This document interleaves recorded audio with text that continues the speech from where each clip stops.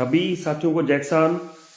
साथियों, आज 24 दिसंबर है और दिन है शनिवार, यानी कि आज हाजिर मंडियों के अंदर जो है बोली का लास्ट दिन था, जो जिसको हम लोग सादी भाषा में दान मंडियां बोलते हैं।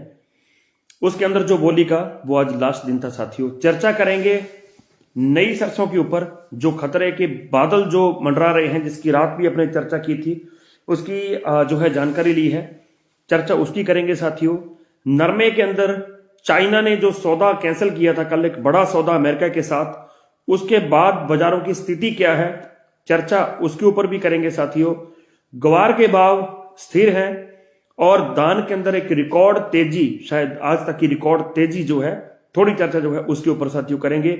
और गेहूं के ऊपर जो सरकार का क्या रुख है, चर्चा उसके ऊपर भी करेंगे साथियों। लेकिन सबसे पहले जो 5-6 कमोडिटीज हैं, चर्चा उनके ऊपर करेंगे, खासकर सरसों, सोयाबीन, सोया तेल, सीपीओ, चना, गेहूं और मूंग के ऊपर, जिनको सरकार ने 1 साल के लिए वायदा से बाहर रखने का डिसीजन जो है लिया है और वो फाइनलाइज हो गया है। बिल्कुल जस्टिफाइड ये खबर है, क्योंकि काफी चैनलों को आज देखा, काफी न्यूज जो है रीड किए, काफी आर्टिकल आज रीड किए, तो ये कंफर्म हो गया कि ये खबर बिल्कुल पुख्ता है। सरकार ने सरसों के, गेहूं के, चना के और मूंग के और सोयाबीन के किसानों की कमर तोड़ने का काम किया है। चर्चा जो है सबसे पहले साथियों इसके ऊपर करेंगे। आज का वीडियो बहुत खास वीडियो साथियों, तो आप सबसे हाथ जोड़कर निवेदन है साथियों कि वीडियो को जो है जरूर शेयर करें, ताकि हर एक किसान तक ये जो है वीडियो पहुंचे और सरकार की क्या मंशा है आगे किसानों को लेकर, चर्चा इसके ऊपर जो है अपने साथियों करेंगे। और साथी जुड़ जाएं, फिर चर्चा करेंगे। जितने भी भाई जुड़े हो साथियों, सबसे निवेदन है एक एक शेयर का बटन सारे साथी भाई दबा देना, और ताकि और साथी जो है जुड़ जाएंगे। जो जो भाई शेयर करेंगे मैं कोशिश करूंगा उन सबका जो है नाम साथियों बोलता जाऊंगा। खबर ऐसी है कि सरसों, सोयाबीन, सोया तेल, सीपीओ, चना, गेहूं और मूंग को 2023 के दिसंबर तक जो है सरकार ने वायदा से बाहर कर दिया है। परसों सुबह ये खबर आई थी और परसों सुबह भी चर्चा करने का मन था, लेकिन साथियों जब तक पूरी खबर कंफर्म नहीं हो जाए, मेरा ये मोटिव है हमेशा से कि किसानों को जो है किसी भ्रम में नहीं डाला जाए, किसानों के अंदर कोई डर पैदा नहीं किया जाए। जब तक वो कंफर्म नहीं होती तब तक इस न्यूज को जो है अपने इसके ऊपर डिस्कस नहीं करनी थी। खबर पुख्ता है, इस बात में कोई शक नहीं है, खबर बड़ी है और खास करके सरसों, सोयाबीन, चना, गेहूं और मूंग के साथियों के लिए, मूंग के किसानों के लिए बहुत ही दुखदाई खबर है। जो सरकार संसद में खड़े होके ये बोल रही थी कि जो तिलहन की जो फसलें हैं और जो खाद्य जो दालें हैं, उनके अंदर हम लोग देश को आत्मनिर्भर बनाना चाहते हैं। ये मैं उस सरकार की बात कर रहा हूं जो सरकार ये कह रही थी कि हम लोग 2023 तक किसानों की आय दुगनी करेंगे।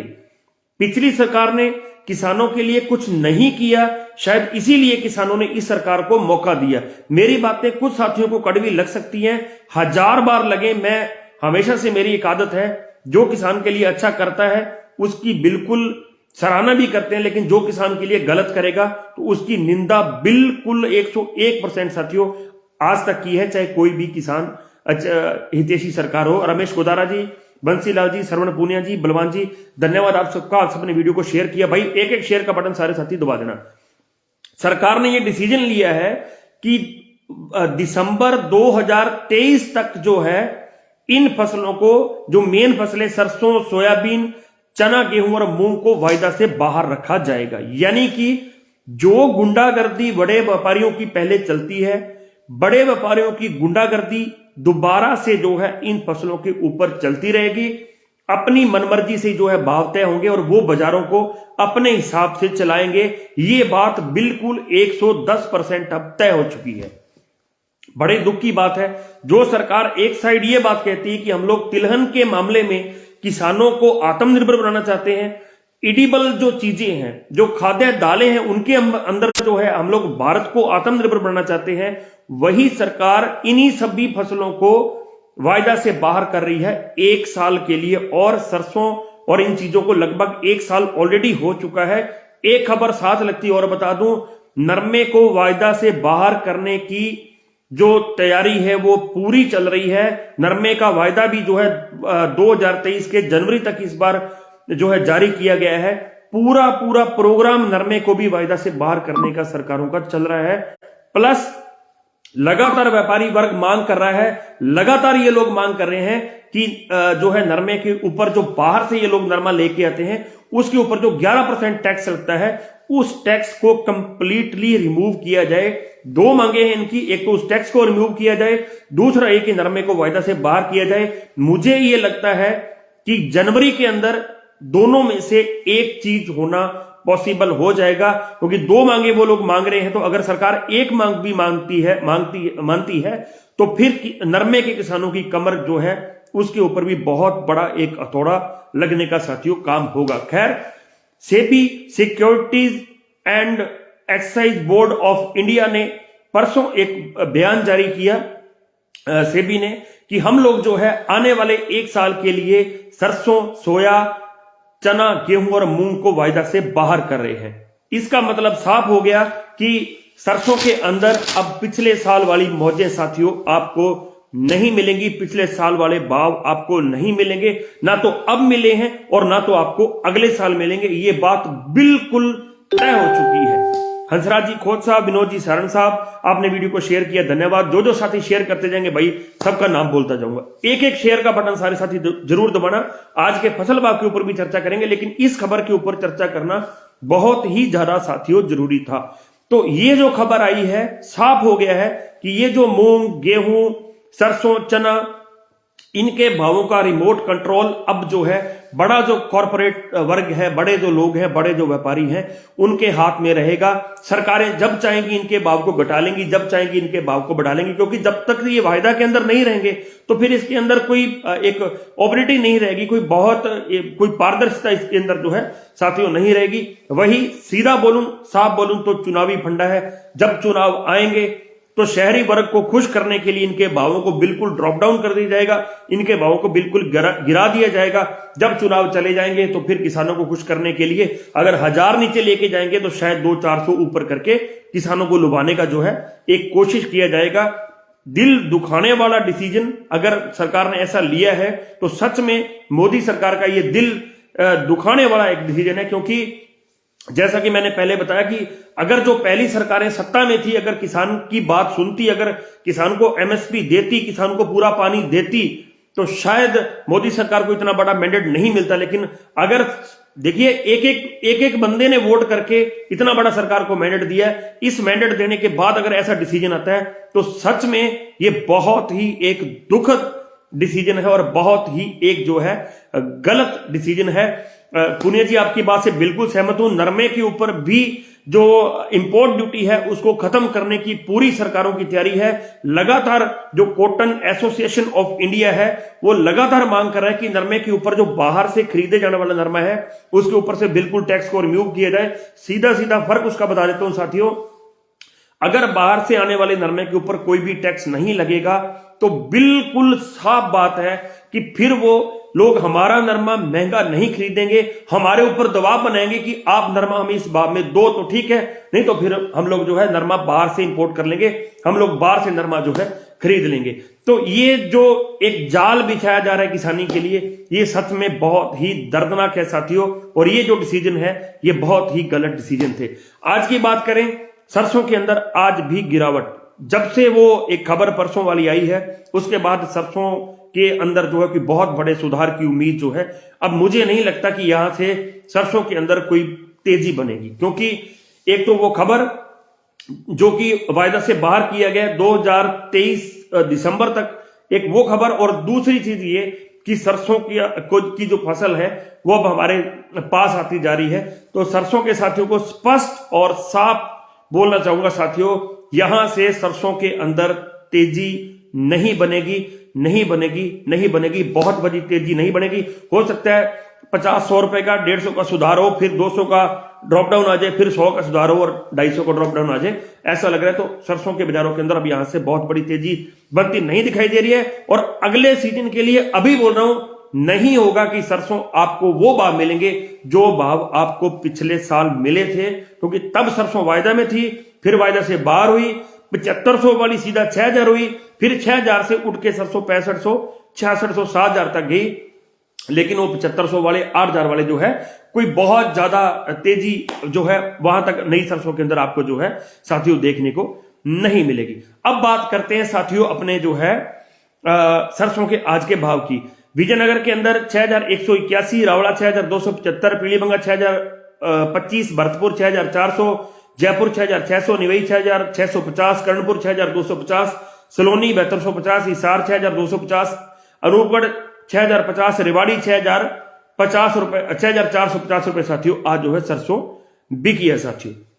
बात करते हैं साथियों आज नरमे की। नरमे के अंदर चाइना का बड़ा खेला।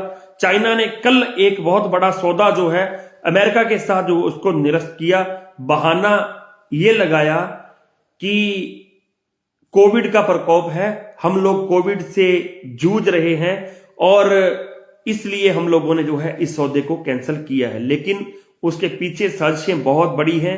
मैं पुनः बता दूं, भारतीय रुई के स्टैंडर्ड के हिसाब से भारतीय रुई का जो है भारतीय जो रुई है, जो नरमा है हमारा, उसकी डिमांड जो है काफी अच्छी थी। लगभग जो पिछले साल के अंदाजे थे उससे भी काफी कम उत्पादन इस बार भारत के अंदर हुआ था रुई का। लेकिन हुआ क्या, अंतरराष्ट्रीय दबाव के चलते अंतरराष्ट्रीय बाजारों के अंदर घटती मांग के कारण हमारे जो है बाजार वो लगातार कमजोर होते गए।